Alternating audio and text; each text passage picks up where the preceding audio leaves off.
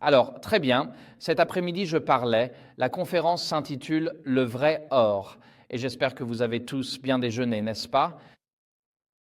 Oui, j'ai eu un déjeuner merveilleux, je ne suis pas sûr de me souvenir de ce que c'était, mais c'était très bon. Tout disparaît si vite, mais c'était un excellent déjeuner et merci à ceux qui l'ont préparé. Et donc, nous avons encore une intervention maintenant, puis nous aurons une session de questions-réponses ensemble. Voilà donc notre parcours pour cet après-midi. Et jusqu'à présent, nous avons abordé deux sujets. Aujourd'hui, nous avons parlé du droit biblique à l'autodéfense et ensuite nous avons évoqué une culture du désespoir et de la décadence, ainsi que la délivrance en Christ. Et cet après-midi, je voudrais parler du vrai or et de certaines choses qui se passent de nos jours. Je vais donc préparer une série de sermons sur les identités numériques et ce genre de choses. Je vais probablement sortir cela en novembre, dans le Maine. Ces choses semblent toujours se produire dans le Maine dans ma vie, et donc je vais y prêcher une série de sermons, parce que nous observons le développement de l'infrastructure pour la marque de la bête. Elle est en train d'être construite juste sous nos yeux, et cela se passe très rapidement. Cela se produit partout dans le monde, et nous devons prendre cela très, très au sérieux. Parce qu'il viendra un temps, dans un avenir pas si lointain, où ceux qui ne seront pas d'accord avec le récit dominant seront tout simplement coupés, deviendront des non-personnes numériques et perdront l'accès à tout dans cette vie.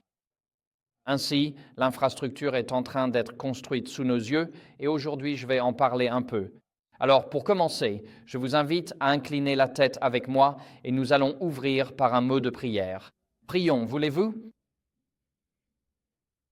Notre Père céleste, nous te remercions pour les bénédictions de la vie. Seigneur, nous te remercions pour la nourriture spirituelle et physique dont tu nous as bénis jusqu'à présent aujourd'hui. Maintenant, Seigneur, alors que nous partageons cet après-midi ensemble, je prie pour que ton Saint-Esprit soit présent d'une manière belle et puissante. Seigneur, nous voulons en apprendre davantage sur la façon dont nous devons vivre en ces derniers jours. Seigneur, nous savons que des temps difficiles approchent, un temps de détresse tel qu'il n'y en a jamais eu depuis que les nations existent. Et pourtant, Père, nous savons qu'à la fin de ce parcours, les cieux seront déchirés.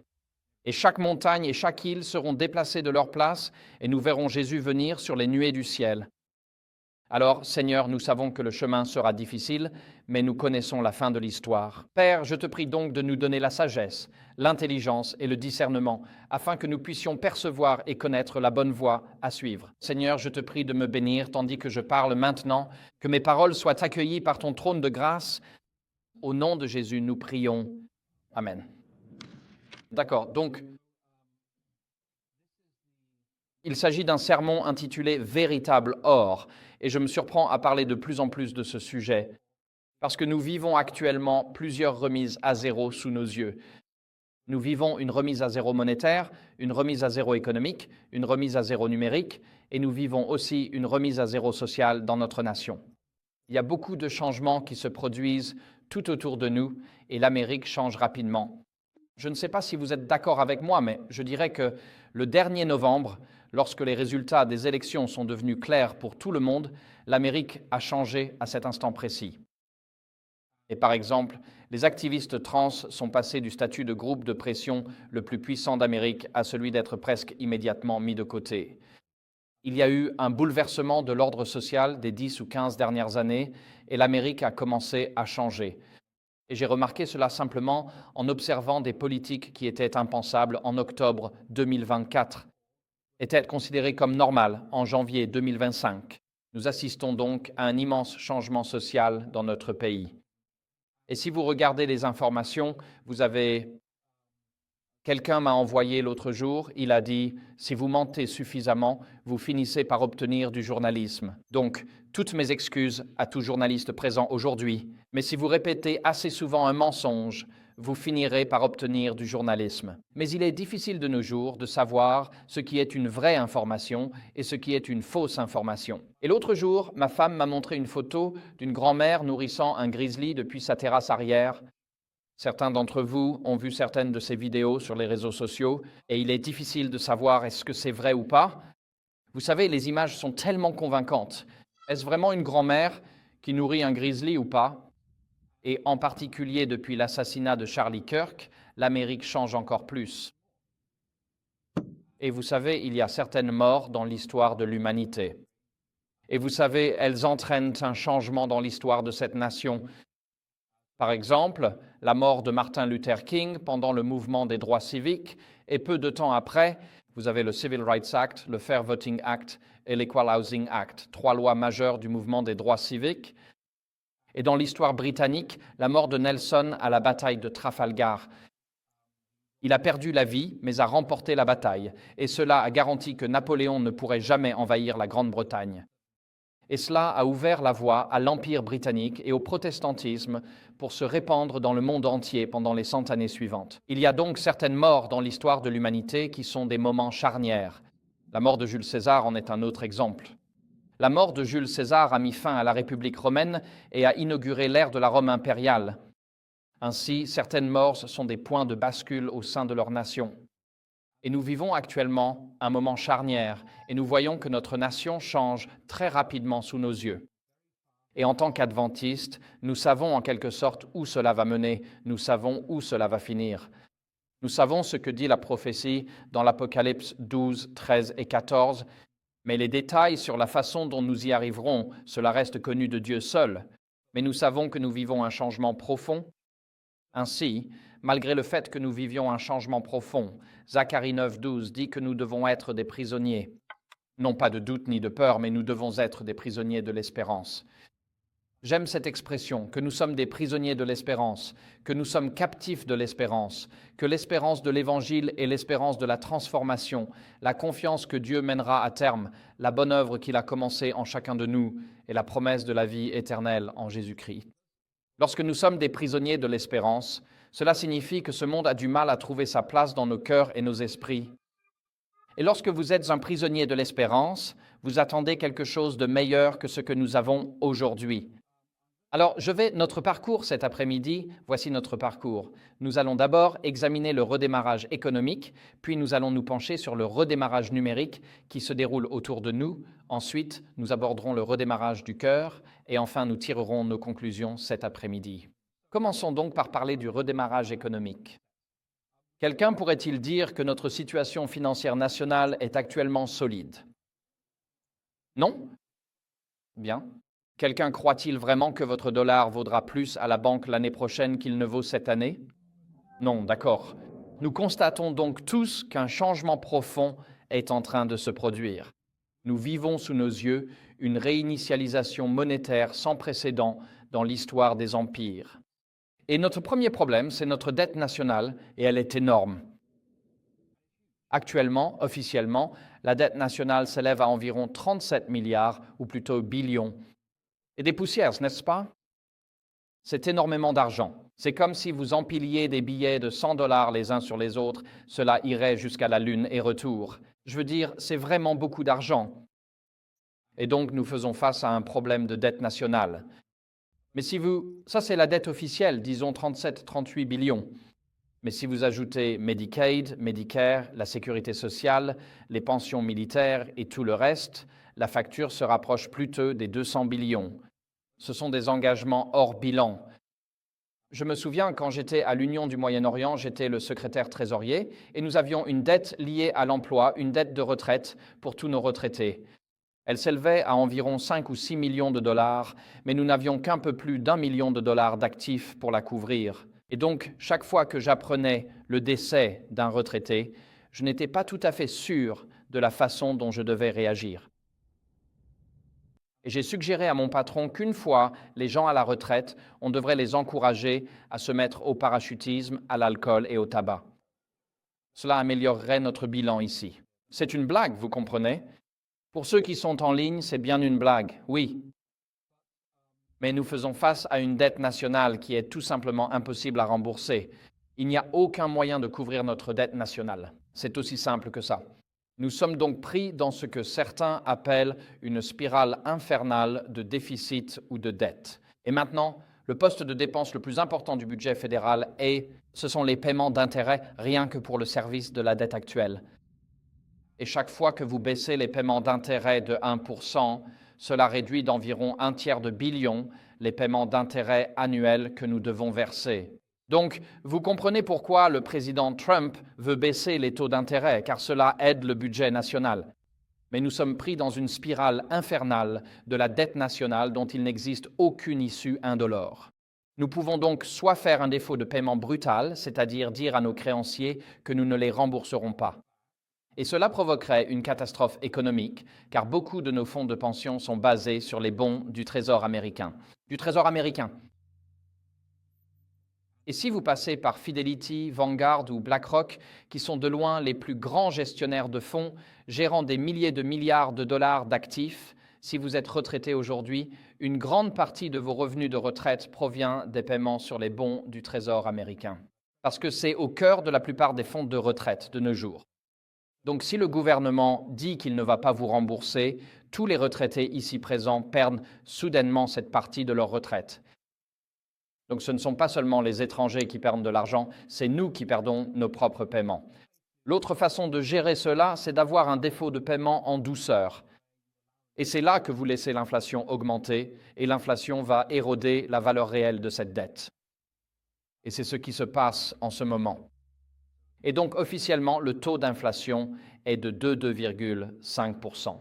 Si vous êtes un parent célibataire élevant 2 ou 3 enfants, essayant de payer votre loyer, vous savez que l'inflation est en réalité bien plus élevée que 2 ou 2,5%. Ces chiffres ne sont tout simplement pas corrects. Donc quand on parle de réévaluation de l'or, ce dont on parle vraiment, c'est de la dévaluation du dollar. Nous faisons donc face à une crise de la dette nationale. Alors, pour couvrir notre dette nationale, il semble que l'option privilégiée par la Réserve fédérale soit d'imprimer de l'argent. Et il existe d'autres termes économiques sophistiqués pour cela. Vous savez, quand le président Obama a commencé à le faire après la crise de 2008, on appelait ça l'assouplissement quantitatif. C'est une façon élégante de faire comprendre aux gens ordinaires qu'il y a un processus technique en cours. Mais en réalité, nous créons simplement de l'argent à partir de rien. De nos jours, au lieu de chercher à contrôler les taux d'intérêt à court terme, le gouvernement essaye de contrôler les taux d'intérêt à long terme. Et cela porte le nom sophistiqué de contrôle de la courbe des taux. Vous avez entendu parler du contrôle de la courbe des taux? Donc le contrôle de la courbe des taux, c'est la façon dont le gouvernement dit essentiellement « nous achèterons autant de bons du Trésor que possible, des obligations à 10 et 30 ans, afin que le taux d'intérêt à 30 ans reste en dessous d'un niveau cible, et cela signifie une impression illimitée de monnaie. C'est ce que les Japonais ont fait au cours des 30 dernières années, et ils ont maintenant une économie zombie. Mais certaines personnes parlent de rachat de bons du Trésor et ainsi de suite, mais plus on imprime de l'argent, plus on accumule simplement. Des problèmes pour demain. En réalité, cela ne résout rien sur le long terme. Donc, soit la monnaie deviendra sans valeur et sera remplacée par un nouveau système monétaire, soit le système bancaire lui-même devra s'effondrer.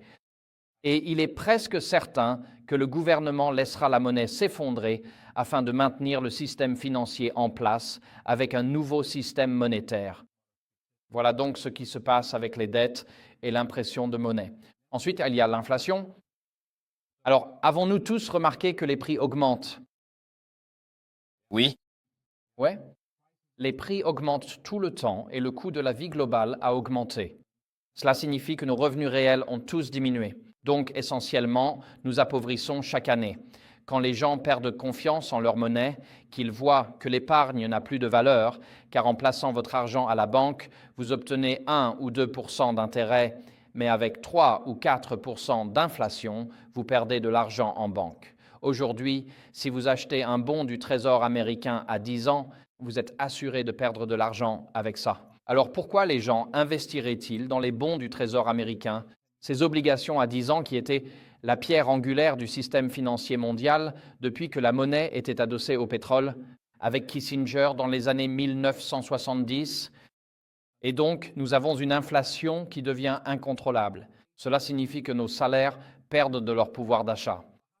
Et donc, ce qui se passe, c'est qu'en tant qu'individu, on se dit, si je suis payé X montant, disons mon salaire ou ma pension, il vaut mieux transformer cela en actif tangible le plus vite possible.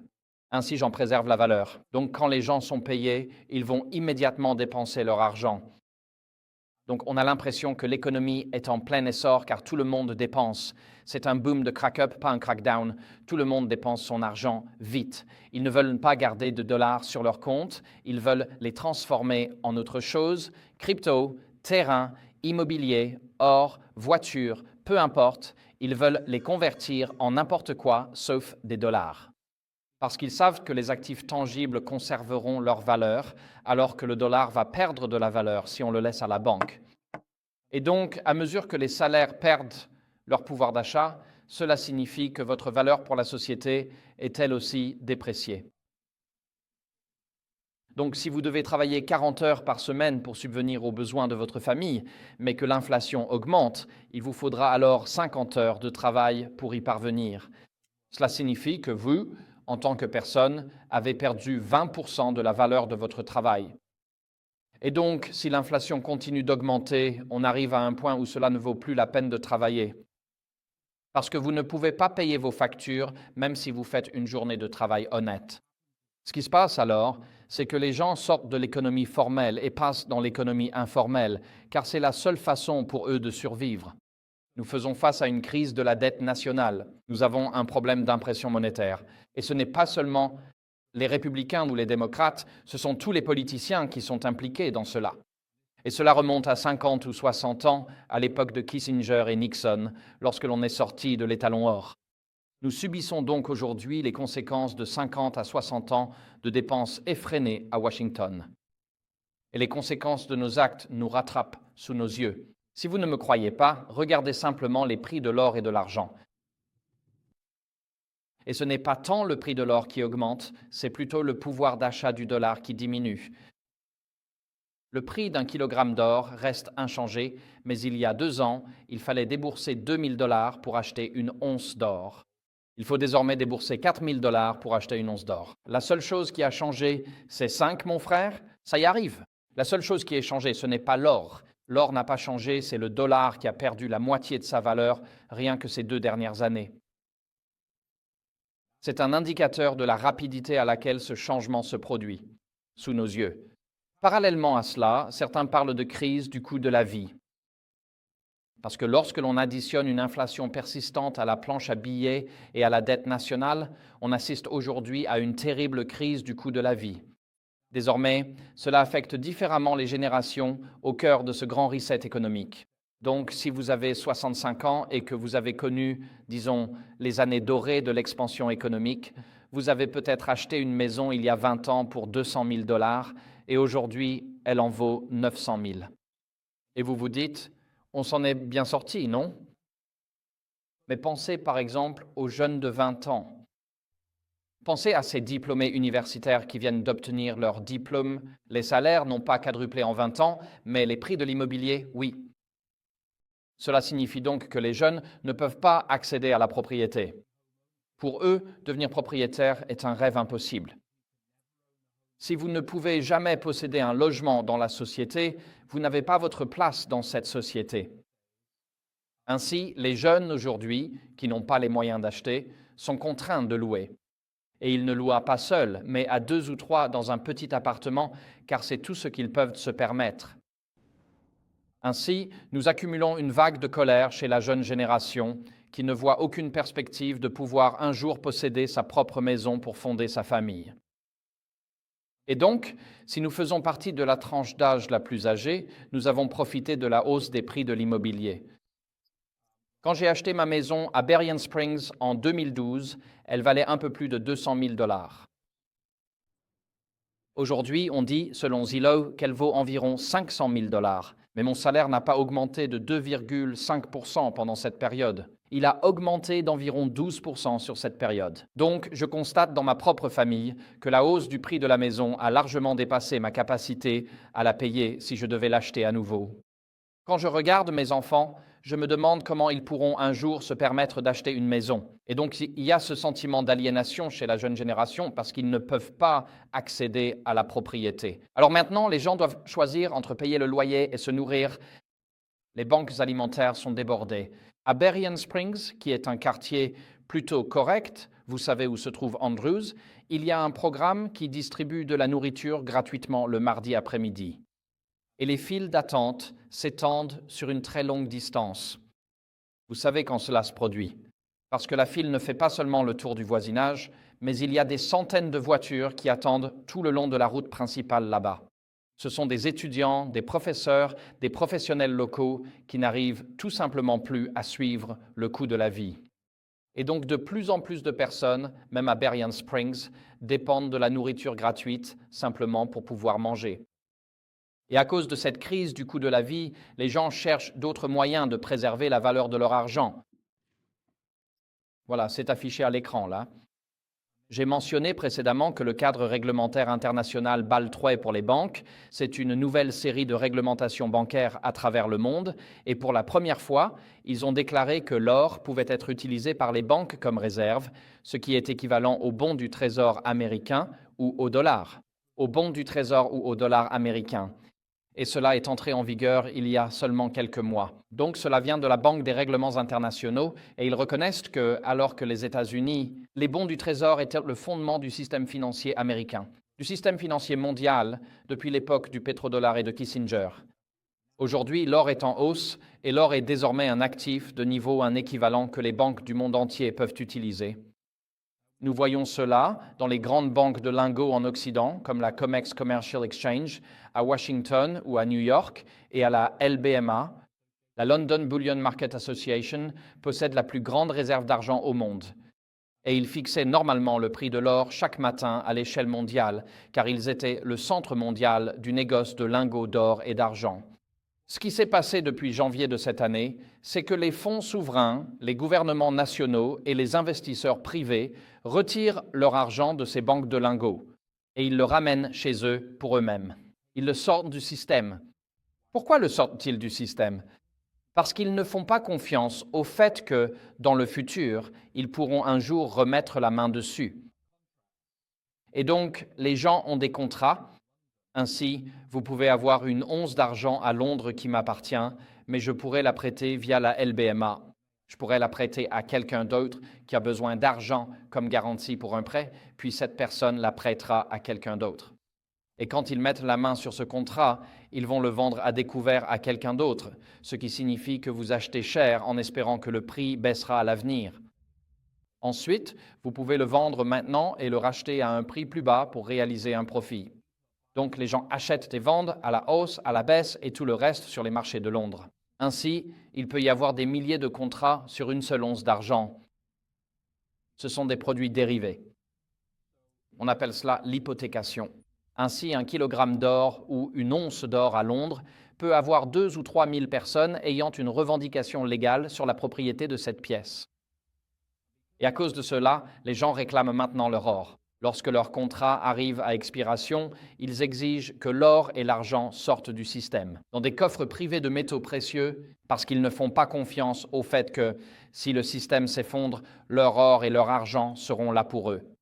Et donc nous voyons à travers le monde, non seulement en ce qui concerne l'or et l'argent qui flambent en valeur, mais nous voyons aussi la loi Genius. Rappelez-vous la loi Genius, il y a seulement quelques semaines, en juillet 2025, et c'était vraiment un acte de génie ou un tour de passe-passe. Alors, est-ce que quelqu'un ici achète ou vend des stablecoins? Eh bien, ne levez pas la main si c'est le cas. Vous ne voulez pas l'admettre, mais les stablecoins sont adossés au dollar américain. Stables, USDT, dollar Tether. Tether est le stablecoin de dollar américain. Tether, grand fournisseur de stablecoin USD, achète $1 de bons du Trésor pour chaque token en réserve. Si vous achetez un Tether en dollars, ils doivent acheter $1 de bons du Trésor américain dans leur réserve. C'est lié au dollar. Ce qui se passe, c'est que si Amazon veut que vous achetiez et vendiez sur Amazon uniquement en utilisant la pièce Amazon, qui finira par sortir un jour, alors vous devrez acheter et vendre sur Amazon avec des jetons Amazon. Mais pour chaque jeton que vous achetez, ils devront acheter $1 américain. Dollar auprès du département du Trésor ou de la dette, un bon du Trésor à 10 ans, afin de s'assurer que ce jeton Amazon soit lié au dollar américain. Donc, la loi sur les stablecoins garantit que tous les stablecoins sont échangés en Amérique. Ils ont une garantie en dollars américains, un adossement en dollars américains. Elle donne aussi au Trésor américain le pouvoir de désactiver n'importe quel stablecoin à tout moment. C'est donc une manière de fait d'introduire une MNBC, monnaie numérique de banque centrale, en Amérique via des entreprises privées. Et donc aujourd'hui, on a des jeunes qui n'utilisent ni l'argent liquide ni les chèques. Est-ce que quelqu'un a remarqué ça de nos jours? D'accord. Donc ma génération, si quelqu'un me dit qu'il veut de l'argent, je rentre chez moi et je fais un chèque. Et si je donne à mon fils, si mon fils est là et me dit « Papa, tu peux me prêter 200 pour quelque chose ?» Il ne sera pas content avec un chèque. C'est bien ça? Non. Il veut que j'utilise quelque chose comme Cash App ou Venmo. Donc en appuyant sur un bouton, je transfère de l'argent électroniquement de mon Cash App vers son Cash App.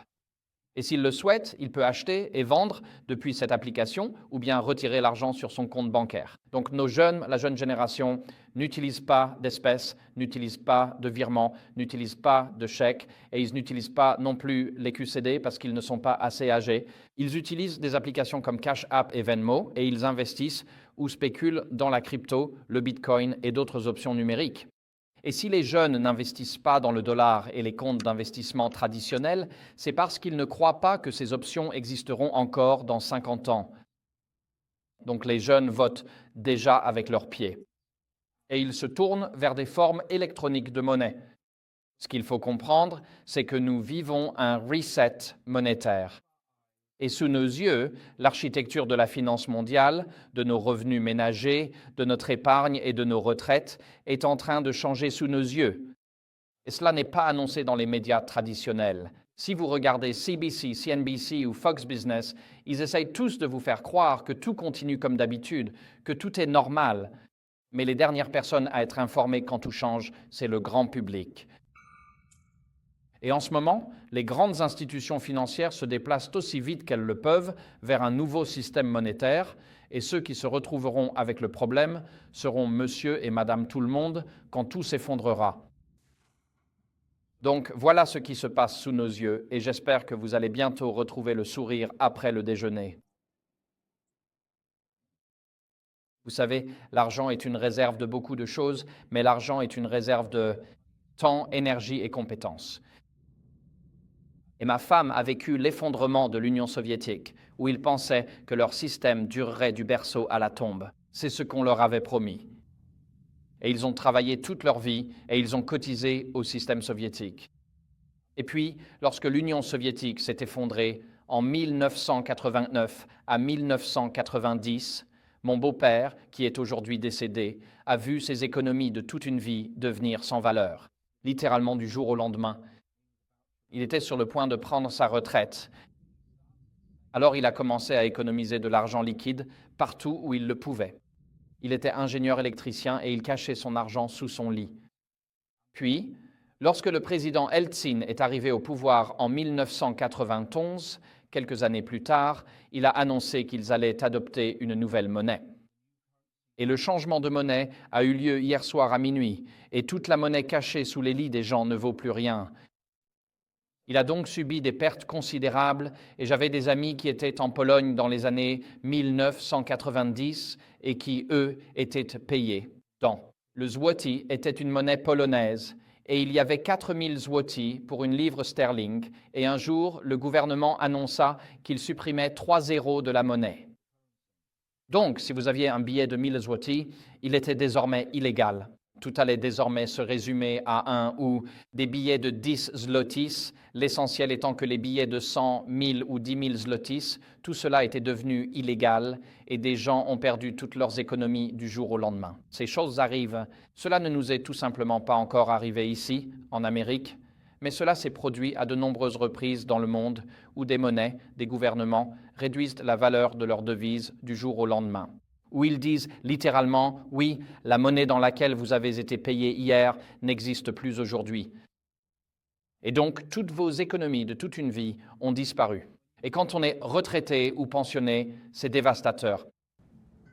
Ainsi, lorsque j'étais en Azerbaïdjan ou au Tadjikistan, chaque jour je marchais pour aller au travail. Et il y avait des retraités assis le long de la route, vendant leurs meubles de maison. Ils vendaient leurs meubles de maison parce que tout ce qu'ils voulaient, c'était une miche. Un pain rond appelé le lepioshki, c'est un pain rond sans levain, cuit dans un four tandoori. Ils cherchaient un seul lepioshki pour se nourrir ce jour-là. Quand je rendais visite aux gens chez eux, y compris aux adventistes, ce qui m'a frappé, c'est à quel point leur maison était vide. Tout avait été vendu pour acheter de la nourriture. Tout. Donc ces choses arrivent.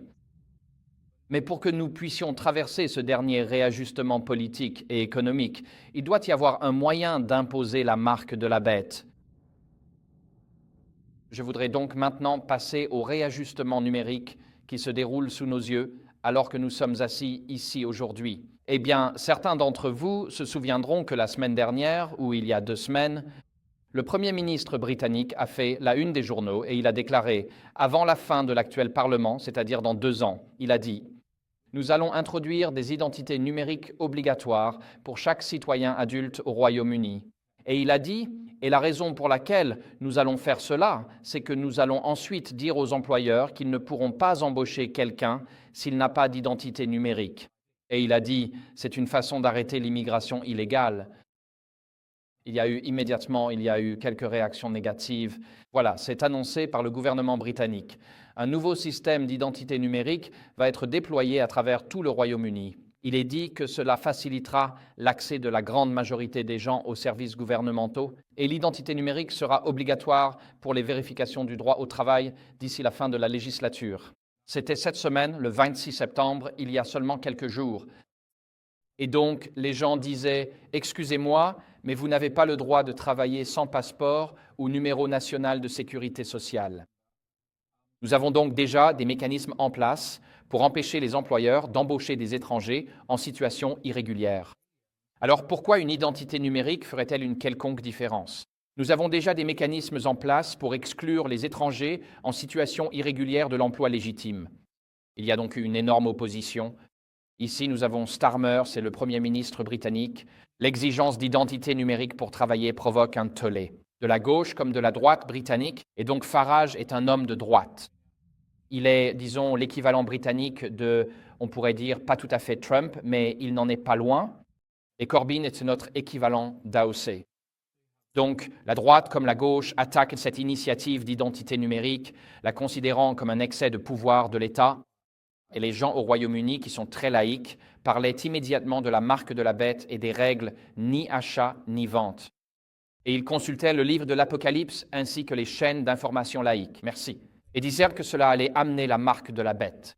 Même s'ils n'ont presque aucune connaissance de l'Apocalypse ou du Nouveau Testament, les gens ont reconnu que c'était un problème. Et donc, il y a eu immédiatement une pétition en ligne a été lancée et en quelques jours, plus de 2,5 millions de personnes l'avaient signée, demandant au gouvernement de ne pas instaurer d'identité numérique. Ainsi, des militants des droits civiques, des avocats spécialisés en droits de l'homme, des membres du Parlement, des pasteurs dénonçaient cela, et même des dirigeants syndicaux le condamnaient. Presque personne en Grande-Bretagne ne voulait de cette identité numérique, et donc en ce moment, il y a une grande bataille politique en Grande-Bretagne pour savoir si nous allons avoir des identités numériques. Alors la question est, pourquoi assistons-nous à une poussée pour les identités numériques en 2025 ?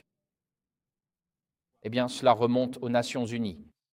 Et avant l'an 2000, les Nations Unies avaient des objectifs de développement du millénaire. Ainsi, les Nations Unies voulaient éliminer la pauvreté sur la planète et ils avaient ce qu'ils appelaient les objectifs du millénaire pour le développement. Et ceci provient du site web des Nations Unies. Il est indiqué que près de 40% de la population du monde en développement vivait dans une pauvreté extrême. Il y a seulement 2 décennies, c'était en 1980. Depuis lors, le monde a réduit de moitié l'extrême pauvreté, les objectifs du millénaire pour le développement des Nations Unies, les OMD, ayant grandement contribué à ce progrès. Donc l'ONU n'a pas atteint son objectif d'éliminer la pauvreté d'ici l'an 2000 grâce aux objectifs du millénaire pour le développement. Alors, comme tout bon administrateur, ils ont simplement déplacé les objectifs et changé le nom. Et c'est ainsi que cela est devenu connu sous le nom d'Agenda 2030. Avez-vous entendu parler de l'Agenda 2030 ? C'est probablement encore plus important que le projet 2025. Donc, l'Agenda 2030, et cela vient des Nations Unies, ici encore, il est dit, reconnaissant le succès des objectifs du millénaire pour le développement et la nécessité d'achever l'éradication de la pauvreté, l'ONU a adopté l'ambitieux Agenda 2030 pour le développement durable qui comprend, et là il y a toute une liste de courses, L'objectif souhaitable, disent-ils, éradiquer la pauvreté, zéro faim, bonne santé et bien-être, éducation de qualité, égalité des sexes, eau propre et assainissement, énergie propre et abordable, travail décent et croissance économique, innovation industrielle et infrastructure. Réduction des inégalités, villes et communautés durables, consommation et production responsables, action pour le climat, vie aquatique, vie terrestre, paix, justice et institutions solides, et partenariat pour atteindre ces objectifs. Et cela ressemble à une liste de belles choses, n'est-ce pas? Mais le diable se cache toujours dans les détails de ces choses-là, et l'agenda 2030 est partout sur le site des Nations Unies. Rien de tout cela n'est caché. Et donc les Nations Unies, en 2015, après avoir adopté l'agenda 2030, ils ont mis en place le programme G3P, qui est le partenariat mondial public-privé. Et ceci est tiré de leur propre description ici. Donc vous avez ici les décideurs politiques et vous avez la Banque des règlements internationaux, qui est la banque centrale des banques du monde. Ensuite, vous avez les banques centrales du monde, comme la Banque d'Angleterre ou la Réserve fédérale. Puis vous avez ces organismes ici, vous avez le Forum économique mondial, le Council on Foreign Relations, le Club de Rome, Chatham House à Londres et les Rockefeller, et ce sont là les think tanks mondiaux. Ensuite, vous avez les distributeurs de politique. Donc, ils ne créent pas la politique ici, mais ils la diffusent à travers le monde. Vous avez donc les Nations Unies, le Fonds monétaire international, qui est l'organisme sur le changement climatique, la Banque mondiale, l'OMS, des philanthropes comme Bill Gates, des entreprises mondiales et des ONG, des organisations non gouvernementales telles que la Conférence générale à Washington. Oui, littéralement, nous sommes légalement obligés de soutenir toutes ces choses. Ensuite, les exécutants des politiques sont les gouvernements nationaux avec toutes leurs agences et certaines autorités scientifiques sélectionnées à travers le monde. Donc, SAGE est le comité médical d'urgence en Grande-Bretagne, la FDA, le NIH, le CDC ici, il y a le groupe japonais là-bas. Et ensuite, vous avez les propagandistes. Ce sont les médias traditionnels et les spécialistes de la guerre hybride, comme les vérificateurs de faits, les plateformes de réseaux sociaux et ainsi de suite, les militants anti-haine, etc., comme la Southern Poverty Law Company, la SPLC là-bas. Ensuite, il y a les sujets, c'est-à-dire vous et moi, ici en bas. Donc il y a toute une sorte de hiérarchie ici, et nous avons vu cela en pratique tout au long de la pandémie de Covid. Et pendant que vous êtes ici en bas, tous les décideurs et les élites mondialistes vous disent comment vous devez vous comporter ici en bas. Donc, c'est ce partenariat public-privé mondial que l'ONU a mis en place à partir de 2015 afin de, je ne dirais pas mettre en œuvre, mais de porter l'agenda 2030. Et juste pour que vous sachiez, c'est là que la conférence générale s'inscrit, juste ici. Nous faisons donc partie de la structure mondialiste qui un jour mettra en place la marque de la bête. Disons-le simplement, telle qu'elle. Nous avons un statut consultatif auprès de l'ECOSOC des Nations Unies, le Conseil économique et social, ce qui nous oblige légalement à soutenir les buts et objectifs des Nations Unies. Nous sommes légalement tenus de les soutenir.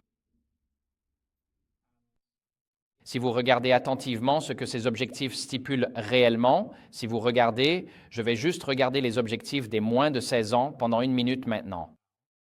L'objectif 16 vise à promouvoir des sociétés justes, pacifiques et inclusives. Ça a l'air plutôt bien, non? Eh bien, ce sont là les objectifs précis. Tout cela relève de l'ONU, site web. Ils souhaitent donc réduire significativement toutes les formes de violence et les taux de mortalité qui y sont liés partout dans le monde. Voici donc les cibles, et ils ont également des indicateurs pour savoir s'ils réussissent à atteindre leurs objectifs ici. Celle-ci, par exemple, vise à mettre fin aux abus, à l'exploitation, à la traite et à toutes les formes de violence et de torture envers les enfants. Je pense que c'est un excellent objectif à avoir. Une façon de ne pas y parvenir serait d'ouvrir la frontière sud, car cela encourage l'exploitation et la traite des enfants. Et ensuite, il s'agit de promouvoir l'état de droit au niveau national et international et d'assurer un accès égal à la justice pour tous. Très bien, donc vous avez ici toutes ces différentes choses. Et le point 16.9, sur lequel je veux me concentrer cet après-midi, c'est d'ici 2030, fournir une identité légale à tous, y compris l'enregistrement des naissances. Alors, qu'est-ce que cela signifie concrètement? Eh bien, en 2015, lorsque cela a été voté, presque immédiatement, l'ONU a mis en place, c'était l'objectif, 16,9 d'ici 2030, fournir une identité légale à tous, y compris l'enregistrement des naissances. Et ensuite, l'indicateur était le 16.9.1. Les chiffres vont ensemble. C'est la proportion d'enfants de moins de 5 ans dont la naissance a été enregistrée auprès d'une autorité civile selon l'âge. Maintenant, vous vous demandez, eh bien, quel est le problème avec cela? Si votre naissance n'est pas enregistrée, vous ne pouvez pas aller à l'école, par exemple. Si votre naissance n'est pas enregistrée, vous n'avez pas de personnalité juridique, vous ne pouvez pas accéder aux soins de santé, etc. Et vous savez, j'étais en Azerbaïdjan quand j'y suis allé. Beaucoup d'enfants dans les zones rurales, leurs parents ne pouvaient pas se permettre de leur acheter un certificat de naissance. Et cela signifiait que leurs enfants ne pouvaient pas aller à l'école et ils ne pouvaient pas aller à l'hôpital parce qu'ils n'existaient pas légalement. Donc, on peut dire que c'est une bonne chose que tous les enfants du monde aient une pièce d'identité légale. Le problème, c'est de quel type d'identité parlons-nous? Donc, cela a été voté en 2015. Et presque immédiatement, l'ONU a mis en place l'Alliance ID 2020. Et l'Alliance ID 2020 a été créée à la fin de l'année 2015. Il s'agissait d'un partenariat privé mondial visant à mettre en œuvre un système d'identité numérique global afin de réaliser l'objectif de développement durable 16.9. Donc, après avoir voté pour cela, afin de fournir une identité légale à tous, plus tôt en 2015, l'ONU a immédiatement mis en place, nous y reviendrons, l'Alliance 2020, l'Alliance ID 2020, qui vise à mettre en œuvre un système d'identité numérique mondial. Ainsi, une fois qu'ils ont commencé la mise en œuvre, l'Alliance ID 2020 a été créée pour déployer un système d'identité numérique mondial. Et en résumé, ce que ce programme représente, vous le voyez à l'écran, c'est l'objectif de l'ODD 16.9, l'objectif de développement durable social 16.9 et l'Alliance 2020, qui est une entité juridique. Ils ont un site web, vous pouvez y lire ce qu'ils font. Rien de tout cela n'est fait de manière cachée, car la plupart des gens ne suivent pas ces sujets. Les véritables objectifs sont au nombre de 3. Le premier est de renforcer un nouveau régime de gouvernance mondiale. Deuxièmement, exploiter les menaces, réelles ou imaginaires, pour faire avancer les objectifs du nouveau régime mondialiste. Et le troisième objectif, ou la troisième implication de tout cela, est d'imposer à toute l'humanité un système mondial de contrôle centralisé d'identité numérique, injustifiée et non désirée. Maintenant, si vous lisez le site web des Nations Unies, ils présentent cela de la manière la plus attrayante possible. Ils disent vouloir être inclusifs et s'assurer que tout le monde ait un accès égal à la santé publique, au transport public, à la sécurité sociale, à l'éducation, à la justice, au transport, à la nourriture et à l'emploi. C'est ce qu'ils disent. Nous voulons que tout le monde fasse partie du système. Mais ce qu'ils ne disent pas, c'est que si vous avez cette identité numérique et qu'ils vous coupent l'accès, vous êtes exclu de l'accès mondial à la santé et à l'éducation, à la justice, au transport, à la retraite, à la sécurité sociale, ainsi qu'à l'achat et à la vente de nourriture. C'est ce qu'ils ne disent pas. Et vous vous demandez, est-ce qu'ils feraient vraiment cela? Eh bien, l'ONU, le programme ID 2020 a été mis en place quelques années plus tard. Ils en ont fait un essai pilote et ils ont choisi des réfugiés Karens le long de la frontière entre le Myanmar et la Thaïlande. Et le Comité international de secours, une ONG internationale bien connue, ainsi qu'un partenaire appelé iRespond, ont déployé des identifiants biométriques pour tous les nouveau-nés de la population réfugiée Karen le long de la frontière entre le Myanmar et la Thaïlande. Cela a été largement promu dans les médias traditionnels à l'époque et le projet a conditionné l'accès des réfugiés Karens à l'aide alimentaire et aux services médicaux essentiels, à leur participation au programme d'identité numérique. C'est-à-dire, si vous obtenez l'identité numérique, nous vous donnerons de la nourriture. Si vous n'obtenez pas d'identité numérique, vous n'aurez pas de nourriture en tant que réfugié.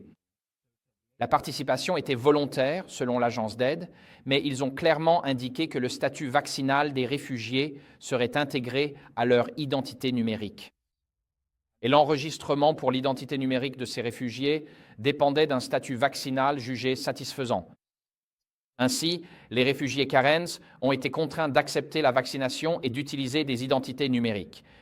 Ou alors, ils se voyaient refuser l'accès aux soins médicaux et on leur refusait la nourriture, ils risquaient la famine. Donc cela a été testé auprès d'une population réfugiée vulnérable juste avant la pandémie. Et il ne fait aucun doute que les membres principaux d'ID 2020 savent exactement ce qu'ils font. Un article célèbre a été publié en 2018 par Microsoft sur leur forum de discussion interne. Et il existe certains sites web comme archive.is. Vous pouvez remonter dans le temps et consulter chaque site web de l'histoire humaine. Donc ces choses ne peuvent pas être cachées. Et c'est un article célèbre. Il s'appelait Microsoft. Microsoft fait partie de l'alliance ID 2020. Identité numérique universelle et vous. Et donc le titre, écrit en 2020, dit ceci. L'année dernière, Microsoft a rejoint ID 2020, une alliance mondiale dont le but est de créer des identités numériques universelles pour tous. Quelles sont les implications sociales, économiques et éthiques d'une telle initiative? Eh bien, l'article poursuit en expliquant comment cela va fonctionner, puis il aborde la question de l'impact d'un système d'identité numérique mondiale. Sur ceux qui, disons, ne suivent pas le récit dominant, ils en ont discuté dans leur article, et l'article poursuit en disant, vers la fin, que plus les transactions deviennent numériques par nature et sont construites autour d'une norme d'identification mondiale unique soutenue par Microsoft, plus la question de savoir qui gouvernera cette communauté et cette économie mondiale en évolution devient pertinente, d'autant plus que les non-participants au système seraient incapables d'acheter ou de vendre des biens ou des services. Voilà, tout est dit. Même les personnes impliquées dans ID 2020, Microsoft, ce forum de discussion interne est devenu assez notoire, en particulier cette discussion, que les non-participants au système d'identité numérique seront incapables d'acheter ou de vendre des biens ou des services. Est-ce que cela rappelle quelque chose à quelqu'un ici aujourd'hui? Très bien, donc ces choses se produisent sous nos yeux.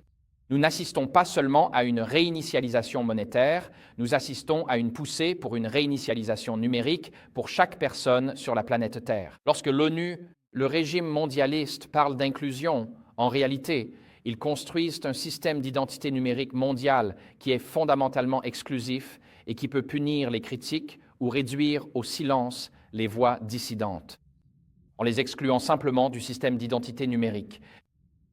Et ce mécanisme numérique pour l'imposition de la marque de la bête est donc en train d'être construit sous nos yeux. Et c'est pourquoi nous assistons aujourd'hui à un nouvel élan pour les identités numériques partout dans le monde. Ce n'est pas seulement la Grande-Bretagne, mais cela se produit dans de très nombreux pays. Et dans de nombreux pays, le gouvernement devrait s'en charger. Dans d'autres, il y a de la résistance, mais c'est ce qui se passe dans le monde aujourd'hui. Je ne suis pas sûr comment et quand cela sera déployé en Amérique, mais je sais ceci, les gouvernements ont 1001 façons de faire avancer les choses. Ils disent, pourquoi ne pas simplement passer par là, et alors vos démarches administratives deviendront plus faciles. Et si vous cliquez sur quelques options sans vous rendre compte qu'il s'agit d'une identité numérique, vous vous inscrivez soudainement à une procédure accélérée pour traiter votre retraite, par exemple, et en réalité, vous avez souscrit à une identité numérique sans le savoir. Ainsi, les gouvernements peuvent l'imposer de manière autoritaire ou l'introduire en douceur. Ils peuvent l'imposer avec un point de fer ou avec un gant de velours. Mais d'une manière ou d'une autre, ces identités numériques arrivent vers nous. Si vous ne me croyez pas, de plus en plus souvent, pour les avions que je prends, je n'ai même plus besoin d'apporter mon passeport à l'aéroport. Je me contente de me placer devant une caméra qui regarde mes yeux et confirme que je suis bien la personne que je prétends être. Et c'est tout simplement la direction que prennent les voyages en avion de nos jours. Et ils utilisent l'identification biométrique. Et si vous utilisez l'aéroport O'Hare, vous pouvez attendre dans la longue file, rater votre avion ou passer par Clear, où l'appareil vous prend en photo et confirme votre passage. Et quand vous revenez de l'étranger, si vous revenez de l'étranger, si vous avez le programme Global Entry, vous atterrissez à JFK et votre prochain vol pour Chicago est dans 90 minutes. Et il y a 5000 personnes à l'immigration à JFK vous savez que vous n'allez jamais passer à temps. Alors vous vous inscrivez au programme Global Entry pour lequel ils font un entretien, ils vérifient votre fiabilité, ensuite vous vous placez devant cette console, elle vous dit de reculer, vous le faites, elle prend une photo et vous autorise à entrer. Vous n'avez pas besoin de parler à un agent, vous entrez aux États-Unis et ils savent qui vous êtes grâce à vos données biométriques. Et donc, petit à petit, nos données numériques sont détenues par de multiples agences gouvernementales. Et s'il y avait une mention négative à mon nom, je pourrais tout simplement me voir refuser l'entrée parce que j'aurais échoué à un test biométrique. Et donc, cela devient de plus en plus problématique. Je me suis retrouvé une fois en Turquie. J'ai décidé de prendre un vol local que j'ai payé en espèces vers le nord de l'Irak. Et je l'ai payé en liquide, pensant que cela ne serait pas tracé. Je suis revenu à O'Hare et j'ai été emmené dans une pièce à part pour discuter de la raison pour laquelle j'étais allé dans le nord de l'Irak. Je me suis dit, je n'ai pas acheté ce billet électroniquement, j'ai juste payé en espèces à l'aéroport pour le vol. Mais ils savaient et ils me suivaient à la trace. Quand je suis revenu à Chicago, j'ai dû expliquer pourquoi j'étais dans le nord de l'Irak alors que l'État islamique sévissait là-bas. Donc beaucoup de choses sont suivies de nos jours sans que nous nous en rendions vraiment compte. Nous assistons donc à une réinitialisation économique. Il y a aussi une réinitialisation numérique en cours. Je vous encourage à commencer à vous intéresser à l'Alliance ID 2020 et à prêter une attention particulière au déploiement des identités numériques, parce que cela se passe sous nos yeux dans de nombreux pays à travers le monde. Alors parlons maintenant de la réinitialisation du cœur, car comment réagir à tout ce qui se passe autour de nous?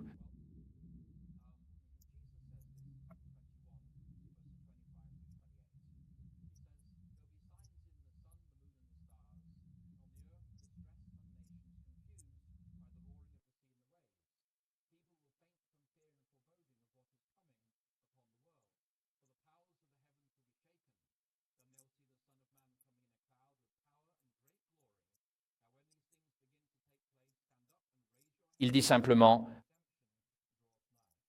ainsi, lorsque le cœur des gens leur manque de peur face à ce qui arrive sur le monde, nous devons être des prisonniers de l'espérance, comme le dit Zacharie 9, verset 12.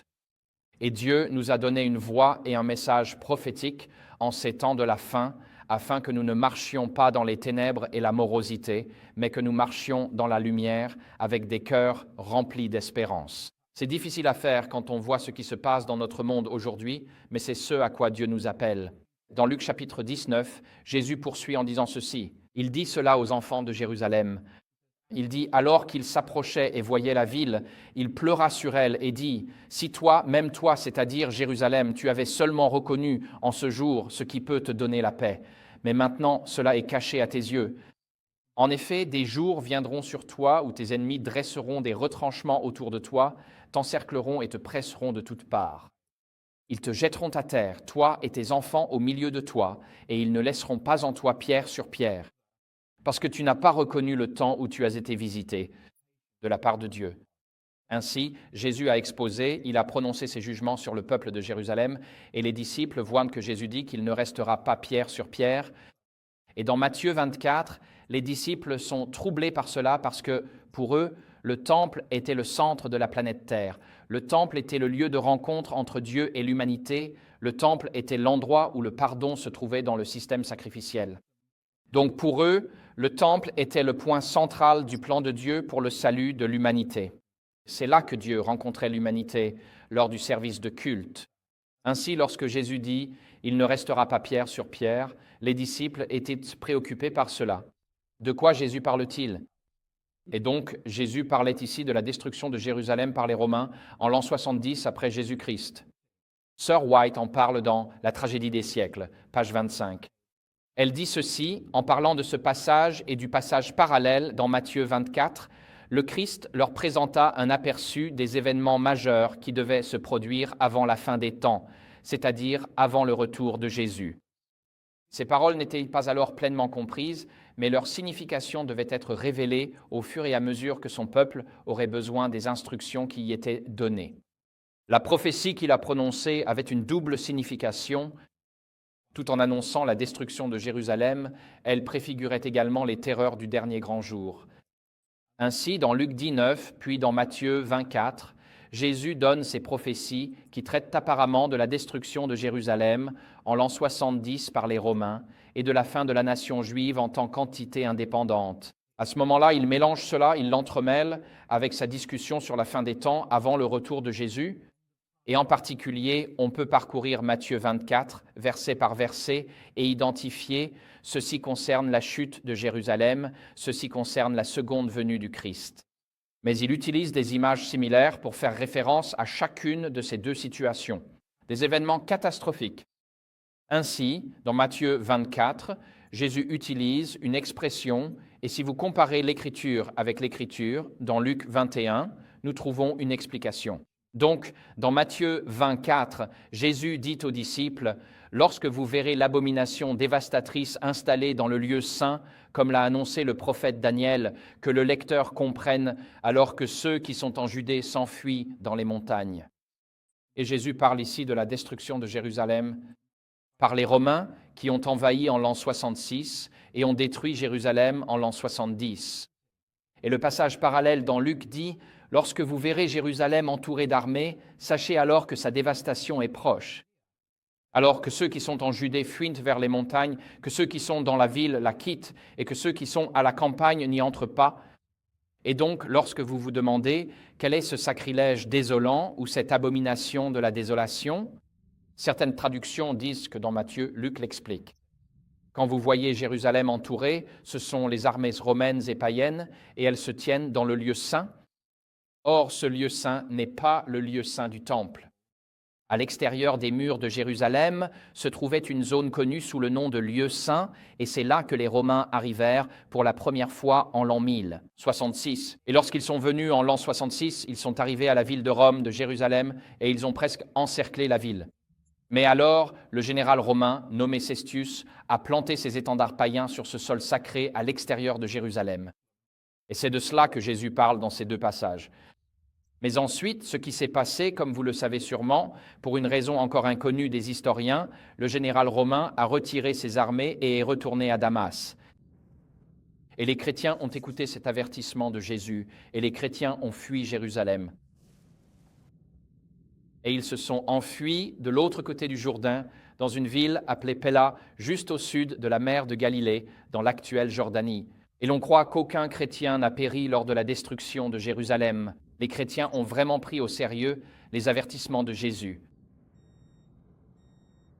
Donc si aucun chrétien n'a péri lors de la destruction de Jérusalem, où des centaines de milliers de personnes ont péri, et ceux qui ont survécu ont tous été vendus comme esclaves, alors peut-être devrions-nous aussi prêter plus d'attention à ces prophéties de Jésus. Parce que les chrétiens qui ont écouté, eux, ont survécu. Et les chrétiens qui soit ne savaient pas, soit ne s'en souciaient pas, soit n'avaient pas pris la peine de le lire, eux n'ont pas survécu. Donc Sir White écrit à ce sujet.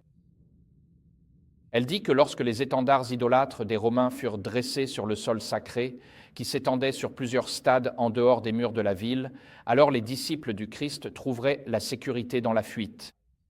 Lorsque les signes d'avertissement seraient visibles, ceux qui voudraient s'échapper ne devraient pas tarder. Elle poursuit en disant qu'après que les Romains sous Cestius eurent encerclé la ville, ils abandonnèrent de façon inattendue le siège, alors que tout semblait favorable à une attaque immédiate. C'était en l'an 66 après Jésus-Christ. Les assiégés, désespérant de pouvoir résister avec succès, étaient sur le point de se rendre. Lorsque le général romain retira ses troupes, sans la moindre raison apparente, mais la providence miséricordieuse de Dieu dirigeait les événements pour le bien de son peuple. Le signe promis avait été donné aux chrétiens qui attendaient. À présent, une occasion était offerte à tous ceux qui le voulaient d'obéir à l'avertissement du Sauveur. Sans tarder, ils s'enfuirent vers un lieu sûr, la ville de Pella, dans le pays de Bérée, au-delà du Jourdain.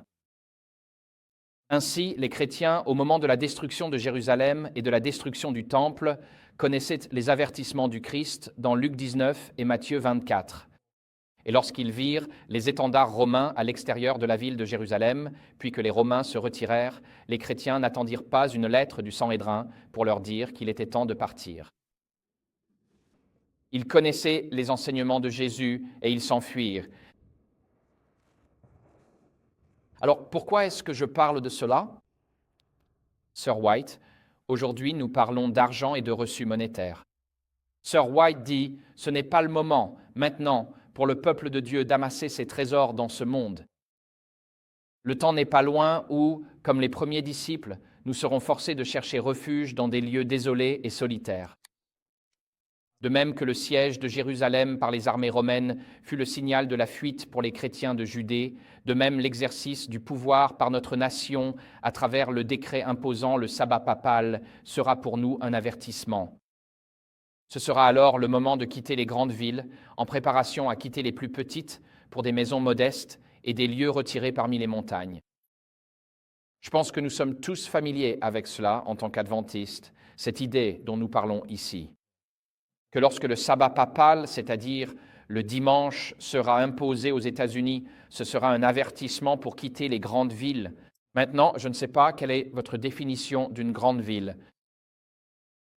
Quand ma femme et moi, avant de me marier, je vivais dans la ville de Londres.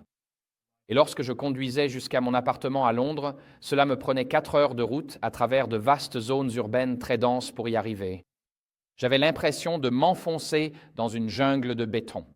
Et si je voulais voir de la verdure, je devais conduire 3 ou 4 heures un vendredi après-midi pour sortir de la ville et revoir les champs verts.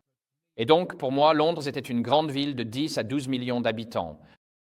Et puis, quand j'ai épousé ma femme, nous vivions dans une ville appelée Bakou, la capitale de l'Azerbaïdjan, qui comptait de nombreux immeubles d'appartements soviétiques. Et nous vivions dans une grande ville avec un métro, etc. Et nous habitions en ville. Et la nuit, on entendait le grondement du métro sous la maison. Et puis, quand nous sommes venus en Amérique, nous sommes arrivés dans une petite ville du sud du Minnesota. C'était une ville de 50 000 habitants. J'avais l'habitude de vivre avec 12 millions, puis 2 millions. Je suis arrivé dans une ville de 50 000 habitants et je me suis dit, waouh, c'est quand même, petit.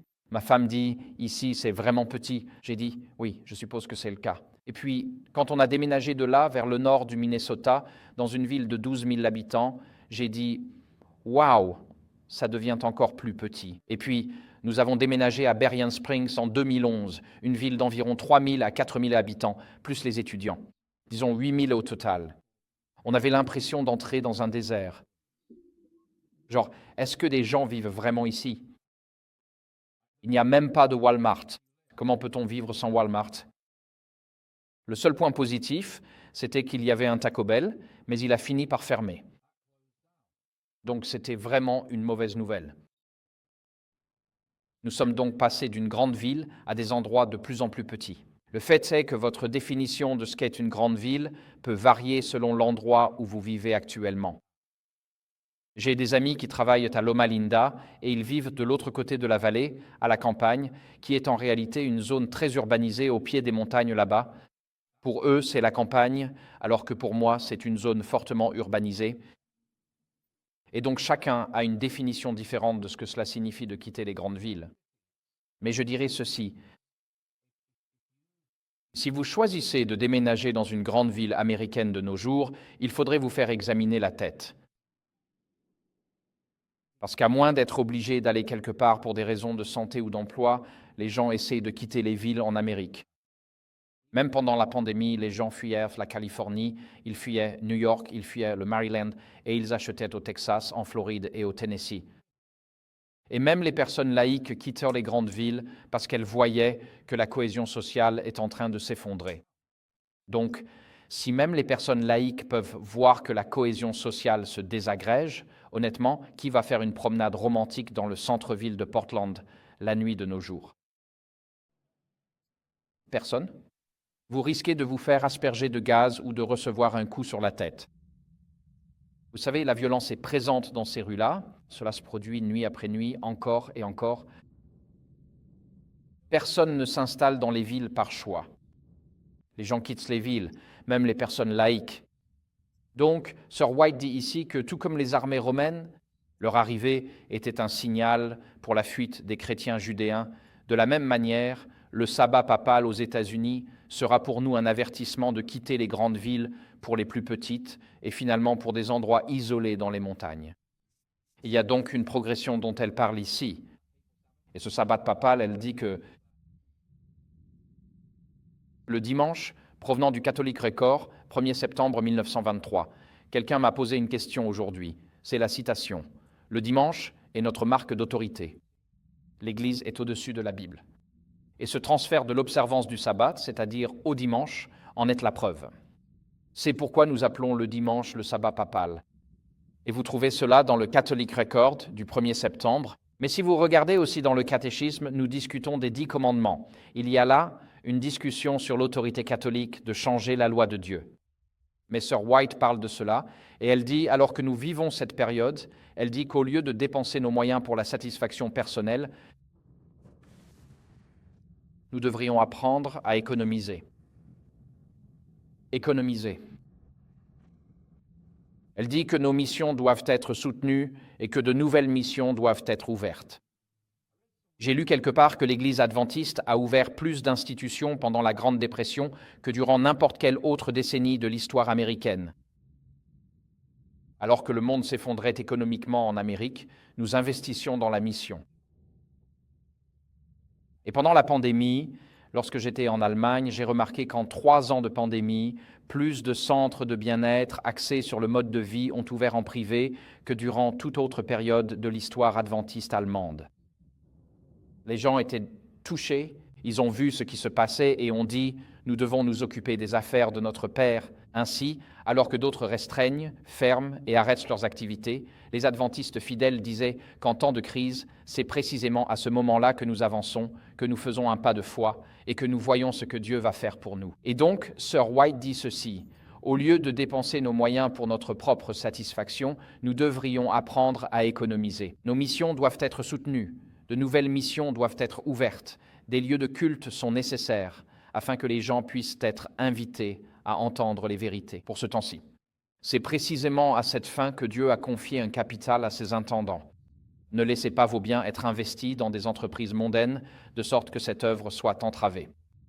Placez vos ressources là où vous pouvez les utiliser pour le bien de la cause de Dieu. Envoyez vos trésors d'avance dans le ciel. Et si vous voyez la dernière scène du film La liste de Schindler, où Oskar Schindler réalise qu'il a sauvé des centaines de personnes de l'Holocauste. Et alors qu'il se tient là, il regarde sa bague décorative à son doigt, et il essaie de l'arracher. Il dit « J'aurais pu sauver quelqu'un en abandonnant cette bague ». Et il regarde sa tenue élégante, ses beaux vêtements, sa robe stylée, et il se rend compte que les choses qu'il pensait importantes étaient en réalité sans importance face au fait de sauver quelqu'un de l'Holocauste. Il y a une scène très puissante à la fin d'Oscars, ce film La liste de Schindler. Eh bien, combien plus pour nous lorsque nous réaliserons une fois arrivés au ciel? Combien de personnes auraient pu être sauvées si nous nous étions concentrés sur le partage de l'Évangile? Et si nous nous étions concentrés non pas sur la construction de royaumes terrestres, mais sur la construction du royaume de Dieu, le royaume de la grâce aujourd'hui et le royaume de la gloire demain? Ainsi, Sœur White dit « Nous devons envoyer nos trésors devant nous au ciel. » Et cela fait écho à ce que Jésus dit dans Matthieu 6, versets 19 à 20. J'ai mis le mot « trésor » en rouge ici, juste pour l'accentuer un peu. Jésus dit, « Ne vous amassez pas des trésors sur la terre, où la teigne et la rouille détruisent, et où les voleurs percent et dérobent. Mais amassez-vous des trésors dans le ciel, où ni la teigne ni la rouille ne détruisent, et où les voleurs ne percent ni ne dérobent, autrement dit les politiciens, qui dévaluent votre monnaie. Car là où est ton trésor, là aussi sera ton cœur. » Alors, pourquoi accumulons-nous des biens matériels? Nous accumulons généralement des biens matériels parce que la richesse matérielle représente une sécurité physique. Nous accumulons des biens matériels et de la richesse parce que cela reflète une peur sous-jacente et une incertitude quant à ce que l'avenir peut nous réserver. En fait, nous nous préparons pour l'avenir. Nous économisons souvent pour les jours difficiles. Oui, nous utilisons cette expression, ce qui signifie que nous savons que des temps difficiles viendront et que nous voulons les atténuer en économisant aujourd'hui. Mais Jésus nous enseigne dans Matthieu chapitre 6, lors du Sermon sur la montagne, que c'est la possession de biens matériels. La richesse est souvent une source d'anxiété plutôt qu'un moyen d'échapper à l'anxiété. Maintenant, je ne sais pas pour vous, mais j'ai rencontré beaucoup de personnes riches au cours de mes différentes responsabilités. Et certains d'entre eux ont le Dow Jones et le S&P 500 affichés sur un écran devant leur bureau. Leur état émotionnel fluctue littéralement avec le Dow Jones et le S&P 500. Si ça monte de 500 points, le monde est merveilleux. Si ça baisse de 200 points, c'est la fin du monde. Qu'est-ce qu'on va faire? Ne me demandez rien aujourd'hui parce qu'on vient de perdre 2,5%. J'ai perdu un quart de 1% de mes investissements aujourd'hui. Ainsi, les riches sont souvent consumés par la peur de perdre, tandis que les pauvres n'ont pas peur de perdre car ils n'ont rien à perdre. Alors, quand je vais dans un endroit comme la Namibie, où tout le monde est extrêmement pauvre, on se dit qu'il n'est pas nécessaire de vérifier le Dow Jones, parce que ça n'affecte jamais personne ici. Chacun a un petit lopin de terre, une chèvre, quelques poules, une vache, et ils vont chasser un peu de nourriture, et c'est comme ça qu'ils vivent. Et si le Dow Jones monte à 100 000 ou descend à 100 000, cela ne les affecte absolument pas. Donc, les plus pauvres de la société ne se soucient pas de ce qui se passe. Et les riches de la société sont consumés par la peur de perdre, alors où nous situons-nous dans cette équation? Jésus nous enseigne que chaque possession matérielle est sujette à la dépréciation, à la dévalorisation ou à la dégradation. Est-ce que l'un d'entre vous a déjà acheté une voiture neuve, puis quelqu'un l'a éraflée? Comment vos sentiments ont-ils changé envers cette nouvelle voiture? Ce n'est qu'une nouvelle, ce n'est qu'une voiture, n'est-ce pas? C'est votre fierté et votre joie. Et quelqu'un l'érafle, et maintenant ce n'est plus qu'une voiture. C'est bien ça? D'accord, quelqu'un peut-il dire oui à cela, s'il vous plaît? Ou bien vous vous achetez un nouveau costume, puis vous vous dépêchez d'aller à l'église et votre enfant de 2 ans vomit dessus. Bon, ce n'est qu'un costume. Je vais le mettre au pressing. Je remettrai mon ancien costume. Vous voyez, les choses matérielles ne gardent pas leur éclat très longtemps. Elles se dégradent très très rapidement. Lorsqu'elles se dégradent, on perd un peu notre intérêt pour elles. Beaucoup de gens possèdent leur richesse, mais ils sont ensuite consumés et paralysés par la peur de la perdre, passant une grande partie de leur temps à gérer ou à préserver leur fortune. Et j'ai remarqué quand j'étais au Minnesota que tant d'hommes avaient tellement de jouets qu'ils passaient les dimanches de septembre et octobre, en gros, à préparer tous leurs jouets pour l'hiver. Il y avait beaucoup de jouets à préparer pour l'hiver. Ils doivent vider les moteurs, vider les liquides, mettre des bâches dessus. Je dois emballer ce bateau sous film rétractable. Je dois faire ceci pour cela. Je veux dire, il y a toutes sortes de choses. Et j'étais stupéfait de voir combien de temps on passe simplement à gérer nos affaires. Alors Jésus dit, « Amassez-vous des trésors dans le ciel. » Il dit que les chrétiens ne doivent pas s'inquiéter des besoins matériels de cette vie, parce que nous avons la confiance d'avoir un Père céleste qui connaît nos besoins et qui va pourvoir à nos besoins. Cela ne veut pas dire que nous devenons paresseux. Nous devons travailler pour subvenir à nos besoins. 1 Thessaloniciens 4, verset 10 dit ceci, « Mais nous vous exhortons, bien-aimés, à le faire de plus en plus, à aspirer à vivre paisiblement, à vous occuper de vos propres affaires et à travailler de vos mains, comme nous vous l'avons ordonné, afin que vous vous conduisiez convenablement envers les gens de l'extérieur et que vous ne dépendiez de personne. » L'apôtre Paul ajoute que ceux qui ne travaillent pas ne devraient ne pas manger. Et donc nous avons une responsabilité. Comme nous l'avons vu lors de notre première intervention ce matin, en ce qui concerne la sécurité physique, nous nous préparons et nous prions. Et pour notre survie quotidienne, nous travaillons puis nous faisons confiance au Seigneur. Nous faisons ce que nous pouvons et nous faisons confiance au Seigneur pour combler le reste. Quel que soit le manque qu'il pourrait y avoir, nous ne devons donc pas être anxieux comme les gens de ce monde. Nous ne devons pas suivre le Dow Jones comme si nous étions accros à cela. Mon père avait l'habitude d'acheter le Financial Times une fois par an. C'était la veille du Nouvel An. C'est le principal journal financier en Angleterre. Pour une raison quelconque, il est imprimé sur du papier rose. Et mon père regardait la bourse et les fonds d'épargne qu'il avait et il disait « ça a augmenté d'environ 7% cette année ». Et c'était la seule fois où mon père regardait cela, d'année en année. Il a dit à Cory « ça ne sert à rien de s'en faire. Quand tu prendras ta retraite, si c'est là, c'est là. Si ce n'est pas là, il n'y a rien que tu puisses faire. C'est trop tard. » Alors je vais juste y jeter un coup d'œil de temps en temps. Une fois par an, je vérifierai, je verrai où ça en est, mais je ne vais pas me laisser consumer par ça parce que, par exemple, je travaillais pour Adventist Frontier Missions. C'est eux mon employeur, mais Dieu est mon pourvoyeur. Et je peux vivre avec la sécurité sociale, mais Dieu est mon pourvoyeur. Et je peux travailler pour l'État de l'Oregon, c'est eux mon employeur, mais Dieu est mon pourvoyeur. Et il connaît mes besoins et il va prendre soin de moi. Donc dans tout ce dont nous avons parlé concernant la réinitialisation économique, la crise économique qui s'annonce, la perte de nos économies et tout ce qui concerne le numérique, les identités numériques et les forces de ce monde qui collaborent pour exclure ceux qui restent fidèles à Dieu, notre pourvoyeur et notre Père céleste.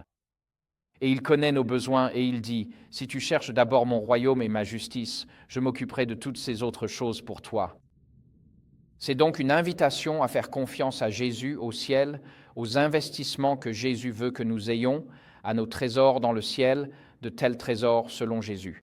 Ils sont permanents, insensibles aux voleurs ou à l'IRS. Ils ne sont pas affectés par la dévaluation monétaire provoquée par le gouvernement, comme le grand et magnifique billet, ou le Covid. Les dépenses ne sont pas affectées par l'inflation galopante, ni par la dégradation physique ou les ravages du temps. Ce sont des investissements célestes gardés par Dieu pour que ses enfants fidèles les reçoivent lorsque Jésus reviendra. Quelle belle perspective! Et ainsi Jésus dit, « Ne vous amassez pas des trésors dans le ciel. » Et le mot utilisé ici est « thésaurus ». Il y a là des trésors, des trésors, des trésors. C'est le pluriel. Ici, c'est le singulier. Mais nous avons en anglais le mot TH. Nous obtenons le mot thésaurus à partir de là. Donc un thésaurus est un livre et c'est de là que vient le mot. C'est un livre de trésors et il vous indique toutes les différentes significations ou synonymes d'un certain mot. Ainsi, Jésus dit, « Ne vous amassez pas de thésaurus sur la terre, mais amassez-vous des trésors ou des thésaurus dans le ciel, car là où est votre thésaurus, là aussi sera votre cœur. » Que signifie exactement s'amasser des trésors dans le ciel, là où les identifiants numériques mondiaux et l'IRS ne peuvent pas y mettre la main? Qu'est-ce que cela signifie en pratique? Eh bien, dans Matthieu 2, verset 11, les premiers cadeaux qui ont été apportés au Christ venaient des mages. Et c'est le même mot qui est utilisé. Puis, ouvrant leurs coffres à trésors, le mot est thésaurus. C'est le même mot qui est utilisé ici que dans Matthieu 6. Ils lui offrirent des présents, de l'or, de l'encens et de la myrrhe. Pourquoi ces choses-là? Je pense que la raison pour laquelle ils lui ont apporté de l'or, de l'encens et de la myrrhe, c'est que l'or était un cadeau digne d'un roi, l'encens était un cadeau pour un prêtre, il était utilisé dans le service du sanctuaire du grand prêtre, et la myrrhe était une reconnaissance qu'un jour il serait un sacrifice. C'est un liquide de conservation, un liquide d'embaumement. Merci ma sœur, et cela aurait été utilisé pour embaumer le corps du Christ. Quand ils ont apporté de l'or, de l'encens et de la myrrhe, ils disaient « Jésus est un roi, il est un prêtre et il est notre sacrifice ». Donc ces cadeaux ont une signification. Dans les temps anciens, il était d'usage d'apporter un cadeau à un souverain en signe d'hommage et d'adoration. Les frères de Joseph lui ont apporté des cadeaux lorsqu'il était premier ministre d'Égypte dans Genèse 43. La reine de Saba a apporté des cadeaux à Salomon dans un roi 10. Nous devons donc apporter nos trésors en signe d'adoration au roi des rois. Alors, comment pouvons-nous offrir nos trésors à Dieu comme un acte d'adoration? Eh bien, le premier texte sur lequel je m'appuierai est Romains 12, verset 1, où Paul dit « Je vous exhorte donc, frères et sœurs, par la miséricorde de Dieu, à offrir vos corps comme un don vivant. » Quoi? Un sacrifice saint et agréable à Dieu qui est votre culte spirituel. Ainsi, la façon dont nous traitons notre corps, ce que nous y mettons, l'exercice que nous lui faisons faire, les dommages que nous lui infligeons, tout cela est en fin de compte une expression de notre relation avec notre Père céleste. Et plus nous prenons soin de notre corps, plus nous en prenons soin, et plus nous vivons, pourrait-on dire, selon le message de santé adventiste et les principes qui nous ont été donnés, qui remontent jusqu'au Jardin d'Éden et se poursuivent à travers le temps, plus nous vivons selon ces principes de santé, plus nous disons à Dieu, « Ce corps incroyable que tu m'as donné, je vais en prendre soin comme un acte d'adoration envers toi. » Si vous offrez à votre enfant de 3 ans un petit camion pour Noël et qu'il vous regarde le camion, puis le jette violemment par terre, qu'est-ce que cela vous dit sur la relation que vous avez avec votre petit garçon? Il n'est pas très content de vous, n'est-ce pas? Mais si quelqu'un qui vous est très cher vous offre un petit cadeau, vous le chérissez pendant longtemps. Pas à cause du cadeau lui-même, mais à cause de la personne qui vous l'a offert. Ainsi, nous honorons Dieu et nous offrons un acte d'adoration à notre Père céleste en prenant soin de notre corps physique. Nous l'avons découvert pendant la pandémie. Honorer votre corps, c'est honorer votre Créateur. Le prochain passage que je vais examiner brièvement ici est 1 Simch, 1 Corinthiens 6, versets 18 à 20. L'apôtre Paul dit « Fuyez la fornication. Tout péché qu'une personne commet est extérieur au corps, mais celui qui se livre à la fornication pêche contre son propre corps. Ignorez-vous que votre corps est le temple du Saint-Esprit qui est en vous, que vous avez reçu de Dieu, et que vous ne vous appartenez pas pour, vous avez été rachetés à grand prix, glorifiez donc Dieu dans votre corps. » Ainsi, lorsque nous prenons soin de notre corps, parce que notre corps est un don de Dieu, nous sommes donc intendants du corps que Dieu nous a donné. Nous devons prendre soin de notre corps de manière sainte et honorable.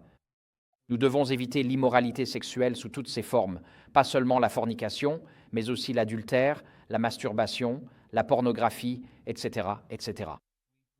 Nous préparons notre corps à être le temple du Saint-Esprit en menant une vie de pureté morale. Maintenant, si une grande foule comme celle-ci était une foule américaine typique, probablement 70% des personnes ici seraient des consommateurs réguliers de pornographie si c'était une foule américaine ordinaire. Mais comme c'est une assemblée adventiste, disons que 40 à 50% des personnes ici regardent de la pornographie.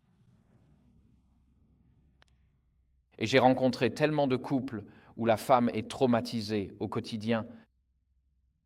Parce que si un mari commet l'adultère une fois, c'est un acte unique et elle traverse alors toute la réaction émotionnelle. Mais si elle sait qu'il regarde de la pornographie tous les jours, elle revit cette expérience traumatisante chaque jour. C'est dévastateur pour les mariages. C'est comme un cancer dans le corps du Christ. J'en ai déjà parlé auparavant, mais si nous sommes sérieux dans notre volonté d'offrir nos corps en sacrifice vivant à Dieu, alors nous devons remporter la victoire sur ces péchés persistants qui sont bien trop répandus, même parmi les adventistes. Je n'en dirai pas beaucoup plus aujourd'hui sur ce sujet en particulier, mais je dirais que la pornographie est un péché qui vous empêche d'entrer au ciel. La pornographie est aussi une addiction neurochimique et il est presque impossible de s'en sortir seul. Et il existe d'excellents programmes à ce sujet. Puredésir.org en est un, conquercerise.com en est un autre. Ce sont d'excellents programmes où, en particulier, les hommes trouvent la liberté face à la pornographie. Et il ne s'agit pas seulement de trouver la liberté par rapport à la pornographie, mais dans le processus, vous restaurez votre mariage et guérissez le cœur de votre épouse. Alors je m'adresse à vous aujourd'hui, si vous vous adonnez à ce genre de choses, la fornication en dehors du mariage, l'adultère en dehors de votre mariage actuel, l'automutilation ou la pornographie, écoutez attentivement le texte, la parole de Dieu. Il est dit « fuyez la fornication », fuyez-la, c'est-à-dire fuyez-la activement. N'ayez rien à voir avec cela dans vos vies, car nos corps doivent être les temples du Saint-Esprit. Et lorsque nous nous livrons à des activités sexuelles illicites, nous ouvrons nos corps pour qu'ils deviennent la demeure des démons. Je n'insisterai pas là-dessus aujourd'hui, mais en Thessaloniciens 2, 19 à 20, l'apôtre Paul dit « Quelle est notre espérance ou notre joie ou couronne de fierté devant notre Seigneur Jésus à son avènement? N'est-ce pas vous, c'est-à-dire l'Église de Thessalonique? Oui, vous êtes notre gloire et vous êtes notre joie. » Ce passage nous dit donc que le trésor que le Christ recherche par-dessus tout, c'est le salut des âmes perdues. Et Paul dit que vous, l'Église que nous avons fondée à Thessalonique, une ville du nord de la Grèce aujourd'hui, il a dit « Vous êtes notre couronne de fierté, vous êtes notre espérance, vous êtes notre joie et vous êtes notre gloire. » Ce n'est pas ce que nous écrivons qui apporte de la gloire à Dieu, c'est le fait que des âmes soient sauvées qui apporte de la gloire à Dieu. D'un point de vue chrétien, si nous voulons des trésors dans le ciel, si la gloire, la joie et une couronne au ciel, nous devons être engagés dans le salut des âmes et la formation de disciples. Ainsi, dans ce passage, nous sommes invités à devenir des pêcheurs d'hommes, à nous unir à Jésus dans sa dernière œuvre de rédemption, afin que nous puissions partager avec lui les richesses acquises par sa mort et sa résurrection. Ainsi, amasser des trésors célestes dans ce verset signifie que nous nous engageons activement dans le salut des âmes ici, dans le sud de l'Oregon. Et oui, il est facile de se plaindre de tel administrateur, de telle conférence ou d'autres choses, mais ce qui est plus important, c'est que nous nous engagions activement dans le salut des âmes pour nos voisins, nos familles et ceux qui nous entourent. Je veux vous encourager à prier à ce sujet. Suis-je activement impliqué dans le salut des âmes? Est-ce que je fais des études bibliques avec quelqu'un? Est-ce que j'utilise les dons spirituels que Dieu m'a accordés? Est-ce que je laisse mes talents inutilisés ou est-ce que je vais dans mon église locale en disant « j'ai un don, j'ai un talent, mettez-moi au travail ». Je veux travailler pour le royaume de Dieu. Je veux vous lancer le défi aujourd'hui d'investir votre temps et vos talents dans le ministère du royaume pour les âmes perdues du sud de l'Oregon. C'est ainsi que nous amassons pour nous des trésors dans le ciel. Notre couronne de fierté au ciel ne sera pas parce que nous avons lu la Bible en entier chaque année ou les témoignages chaque année. Notre couronne de fierté sera constituée de ceux que nous avons amenés à Jésus-Christ. Donc, si Jésus n'a jamais regardé la foule autrement qu'avec compassion, nous devons en faire autant. Et si Jésus est venu chercher et sauver ceux qui étaient perdus, alors nous aussi. Et si Jésus n'est pas venu pour être servi, mais pour servir et donner sa vie en rançon pour beaucoup, alors il en va de même pour nous.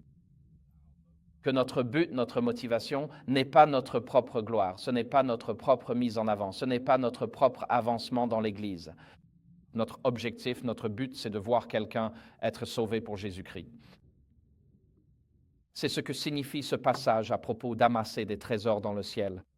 L'apôtre Paul poursuit en disant dans Colossiens 2, verset 3, il dit « Je veux que leur cœur soit encouragé et uni dans l'amour, afin qu'ils possèdent toutes les richesses d'une pleine intelligence et qu'ils aient la connaissance du mystère de Dieu, c'est-à-dire du Christ lui-même, en qui sont cachés tous les trésors. » Le mot « thésauri » est utilisé de la sagesse et de la connaissance.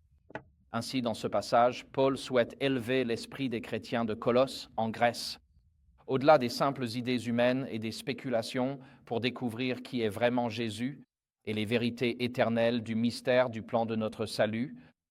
En Christ, selon Paul, dans cette lettre, nous pouvons découvrir quels sont tous les desseins de Dieu et nous comprenons que le Christ est venu pour bénir l'humanité. Pourquoi alors, dit l'apôtre Paul à une église de Colosse qui s'inquiète de différentes angélologies, si vous lisez le livre des Colossiens, les Juifs, à l'époque, ils avaient diverses spéculations sur les intercesseurs, Raphaël, Gabriel, Michel et ainsi de suite. Ils croyaient qu'il existait des anges ou des intercesseurs entre l'homme et Dieu. Ainsi, l'apôtre Paul dit « J'ai besoin que vous éleviez votre regard au-dessus de ces spéculations humaines et de ces théories humaines et que vous vous concentriez sur la personne, la beauté et le ministère de Jésus-Christ. » Parce que c'est là que se trouve le trésor. Je veux vous encourager aujourd'hui à vous concentrer sur l'essentiel dans votre vie chrétienne. Je veux dire, il y a des gens qui affirment que le monde est plat et carré. Je sais d'ailleurs que j'ai des membres de ma famille qui adhèrent à cette idée. J'ai des membres de ma famille, enfin pas des membres de ma famille, mais j'ai travaillé dans des églises où certains croient que nous devrions observer les sabbats lunaires solaires, c'est-à-dire qu'à chaque nouvelle lune du mois, on compte 7 jours pour le premier sabbat, puis encore 7 jours pour le deuxième sabbat, encore 7 jours pour le troisième, puis le 28e jour, puis on attend la prochaine nouvelle lune qui peut littéralement arriver 10 jours plus tard, ce qui fait que vos sabbats se déplacent au fil des semaines. Il y a des gens qui défendent ce point de vue, et puis il y a des gens qui argumentent en faveur de cela. Nous devons observer les fêtes pour être sauvés. Ensuite, il y a d'autres personnes qui débattent des définitions de la Trinité. Je ne veux pas ouvrir cette boîte de Pandore aujourd'hui, sauf pour dire que Stephen Haskell, l'un de nos pionniers, a dit « La doctrine de la Trinité est correcte ». Puis il a ajouté « si elle est correctement comprise ». Et c'est là tout l'enjeu de cette phrase. Je pense que le mot « Trinité » n'est probablement pas utile dans notre croyance fondamentale. Il vaudrait mieux choisir le mot « divinité », car le mot « Trinité » est un terme chargé pour beaucoup de gens. Mais ce qu'il faut retenir, c'est facile de se laisser distraire par ces fausses pistes et débats théologiques sans fin. Et nous devons nous rappeler que nous avons une seule foi, une seule espérance, un seul baptême, un seul Seigneur et Sauveur, Jésus-Christ, un seul Père au-dessus de tous et un seul Esprit qui nous guide tous. Et c'est ce que l'apôtre Paul met au défi ici. Car en Christ lui-même se trouvent tous les trésors, les thésauries de la sagesse et de la connaissance. Autrement dit, apprenez à connaître Jésus par vous-même, parce qu'en apprenant à connaître Jésus, vous découvrez ses trésors cachés. Jésus a parlé du royaume des cieux. C'est comme un homme qui découvre qu'il y a une perle dans un champ, alors il va, vend tout ce qu'il possède, puis il achète le terrain pour pouvoir obtenir la perle, n'est-ce pas? Et dans cette parabole, la perle, c'est le royaume, c'est la perle. Mais ensuite, il raconte une autre parabole. Il dit « Le royaume des cieux est comme un marchand à la recherche d'une perle de grande valeur. » Parabole différente. Et dans cette parabole, Jésus dit que lorsque tu pars à la recherche du royaume de Dieu, cette recherche elle-même est le royaume de Dieu. Expérience. Pourquoi est-ce vrai? Parce que si tu cherches quelque chose, cela signifie que tu t'éloignes de tout ce qui était dans ta vie auparavant. Tu avances. Tu regardes ici, tu regardes là-bas.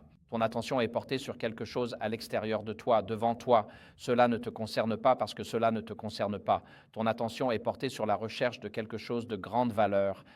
Ainsi, le royaume de Dieu est à la fois statique. C'est la perle dans le champ et c'est aussi dynamique. C'est le processus de recherche de Jésus. Donc, alors que nous avons nos dévotions quotidiennes, je t'encourage à avoir tes dévotions quotidiennes. Prends un moment de calme avec le Seigneur. Cependant, Dieu parle à travers la musique et la poésie, dans les Écritures, dans la nature. Consacre ce temps au Seigneur chaque jour. C'est dans le processus de recherche de Jésus. C'est cela en soi. Tu vis dans le royaume de Dieu et tu t'éloignes de ce monde et des dieux de ce monde et tu te rapproches du Sauveur dans le processus de recherche. C'est un processus dynamique. Et à mesure que nous nous rapprochons de Jésus, nous découvrons en lui tous les trésors cachés de la sagesse et de la connaissance. Le Christ lui-même est le trésor, la demeure de la sagesse et de la connaissance. En apprenant à connaître le Christ personnellement, nous découvrons certains des mystères de Dieu. C'est ainsi que Jésus en a parlé dans Matthieu 13. Il leur dit donc, « Ainsi, tout scribe instruit pour le royaume des cieux ressemble au maître d'une maison qui tire de son trésor. » C'est le même mot ici, du neuf et de l'ancien. Dans ce passage, Jésus nous enseigne donc que ces enseignements sont le trésor que ses disciples font sortir de temps à autre. Alors, comment le fais-tu sortir? Eh bien, tu l'emmagasines dans ta tête. Tu emmagasines les enseignements de Jésus dans ton esprit, afin que lorsque tu en as besoin, ils ressortent. Ainsi, nous amassons des trésors dans le ciel, en étudiant, en mémorisant, puis en fondant nos vies, nos décisions et nos relations sur les enseignements mêmes de Jésus. Et c'est important parce que Jésus dit, là où est ton trésor, là aussi sera ton cœur. Là où est ton thésaurus, là aussi sera ton trésor. Pourquoi est-ce vrai? Eh bien, lorsque nous bénissons les autres, nous nous ouvrons aux bénédictions de Dieu. Sir White parle de cela, des pensées, des quantités de bénédictions. Elle dit, celui qui donne de l'argent ou du temps pour répandre l'Évangile engage son propre intérêt et ses prières pour l'œuvre et pour les âmes qui doivent être atteintes par elle.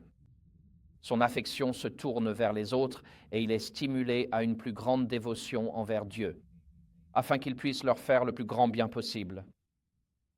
Alors, pour faire simple, si vous décidez, à titre d'exemple hypothétique, de donner 100 $ chaque trimestre au refuge pour chiens de votre quartier, Maison du Chien. Vous avez des refuges pour chiens ici? Abri?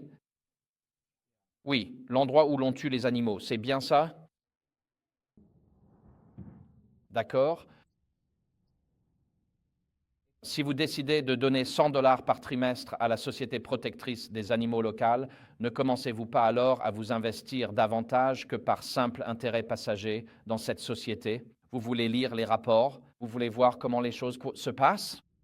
Le simple fait de donner de l'argent fait que votre cœur commence aussi à s'y intéresser. Vous vous y intéressez, vous commencez à suivre l'actualité à ce sujet. S'ils veulent faire une extension, vous suivez l'extension et le processus d'approbation. Et s'ils doivent fermer, cela vous bouleverse émotionnellement, n'est-ce pas? Donc, quand vous donnez votre argent à quelque chose, votre cœur suit. Ce n'est pas que votre cœur va quelque part et ensuite vous donnez de l'argent. C'est que lorsque vous donnez de l'argent, votre cœur a tendance à suivre. Et lorsque nous donnons de l'argent pour gagner des âmes pour le Christ, disons qu'un jeune vient dans votre église et dit « Je veux être missionnaire étudiant au Kenya pendant 1 an. Pourriez-vous m'aider, s'il vous plaît? Je vais travailler parmi les Masaïs. » Disons que vous faites un don de 50 dollars à ce jeune. Pour l'année à venir, vous allez vous intéresser aux Masaïs d'Afrique de l'Est. Et vous allez vous demander ce qu'est devenu ce jeune qui est parti là-bas.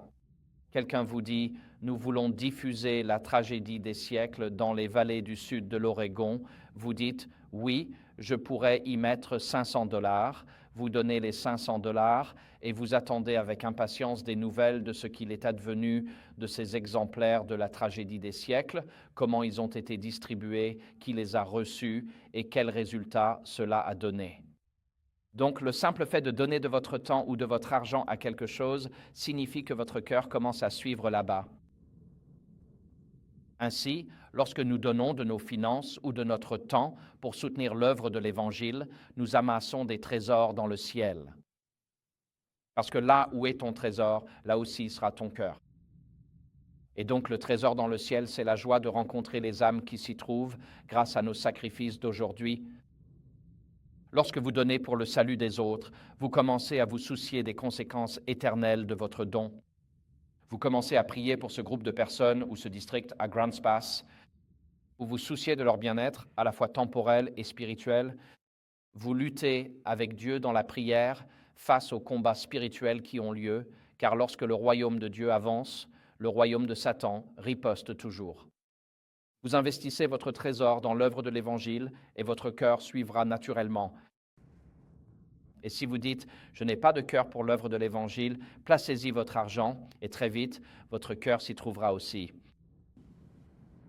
Ainsi, Jésus ne dit pas « Là où est ton cœur, là aussi sera ton trésor ».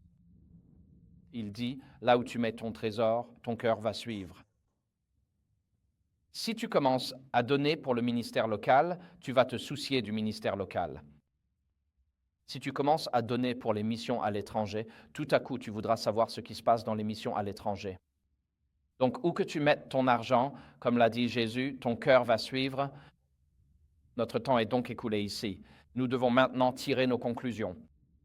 Jésus dit ceci, dans un monde de réinitialisation économique et numérique, d'identité numérique, de monnaie numérique, de banque centrale, CBDC, de stablecoin, de dévaluation monétaire et tout le reste. Et les géants économiques de ce monde s'empressent de conserver leur richesse dans ce monde. Ils s'empressent d'accumuler autant de richesses qu'ils le peuvent avant que le système ne soit réinitialisé. Nous n'avons pas à nous inquiéter de ces choses-là, parce que Jésus dit « Cherchez d'abord le royaume de Dieu et sa justice, et toutes ces choses vous seront données en plus. » Les monnaies montent et les monnaies chutent. L'argent s'inflate, il est dévalué, il disparaît ou il est volé. Nous n'avons aucun contrôle sur ces choses, mais nous pouvons choisir aujourd'hui où se trouve le trésor de notre cœur. Alors cherchez d'abord le royaume de Dieu et sa justice, et faites confiance à Dieu pour subvenir à vos besoins matériels. Amassez pour vous des trésors dans le ciel, là-haut. Constituez-vous un héritage impérissable. Je pense que j'ai mis les choses ici. Gardez la parole de Dieu dans vos cœurs. Vivez les enseignements de Jésus-Christ dans notre vie quotidienne. Honorez vos corps comme le temple du Saint-Esprit. Menez une vie de pureté sexuelle et morale, car nous avons été rachetés à un prix incomparable. Et investissons notre temps, nos talents et notre argent dans l'évangélisation des perdus. et un service sacrificiel envers ceux qui souffrent et ceux qui ne pourraient jamais nous rendre l'appareil dans ce monde. Un jour, nous les retrouverons dans le ciel, là-haut. Cherchez donc d'abord le royaume de Dieu et sa justice. Voici quelques-unes des choses pratiques que nous voyons dans le Nouveau Testament ou comment nous les mettons en pratique. Et Dieu prendra soin de nous matériellement dans ce monde. Nous ne devons pas courir partout comme les païens, le cœur submergé par la peur de ce qui va arriver sur le monde. Nous ne devons pas nous inquiéter des mouvements des marchés boursiers et ainsi de suite, même si tout cela nous entoure. Concentrons-nous sur le fait de gagner des âmes pour Christ et faisons confiance à Dieu. Il prendra soin de nous aujourd'hui. Partagez la joie du plan du salut. Aimez les autres comme vous-même. Quand Jésus reviendra, vous aurez l'occasion de rencontrer des gens sur cette mer de verre. Ils viendront vers vous et diront « Je suis ici aujourd'hui et j'ai le don de la vie éternelle parce que tu as fait un sacrifice quelque part sur la planète Terre. » Quelle joie ce sera, n'est-ce pas? Quelle joie ce sera. Notre temps est maintenant écoulé. Il n'y a pas d'horloge dans ce bâtiment. C'est vraiment embêtant pour un prédicateur car je n'ai aucune idée de l'heure qu'il est en ce moment. Il est déjà 15h30. Très bien, nous avons donc déjà parlé assez longtemps ici. D'accord. Alors, je pense que le sermon est assez clair, n'est-ce pas? Donc, si le Saint-Esprit a touché vos cœurs aujourd'hui, tout au long de cette journée, et que le Saint-Esprit vous a murmuré quelque chose, et qu'il dit « Frère ou sœur, il y a un changement que tu pourrais faire, il y a une nouvelle direction dans laquelle tu pourrais vouloir t'engager, n'étouffe pas la voix du Saint-Esprit aujourd'hui. Mais fais alliance avec Dieu ce soir à côté de ton lit en disant « Seigneur, puisque tu m'as convaincu aujourd'hui, je vais marcher dans cette lumière à partir de ce jour. Je ne comprends pas tout, je ne connais pas la fin depuis le commencement, mais toi tu le sais. Je vais simplement marcher par la foi. Et si, Seigneur, je peux amasser des trésors dans le ciel et soulager la souffrance humaine aujourd'hui, alors merci d'avance pour la bénédiction de te suivre. » Que Dieu nous bénisse donc alors que nous rayonnons pour lui ici, dans le sud de l'Oregon. Amen.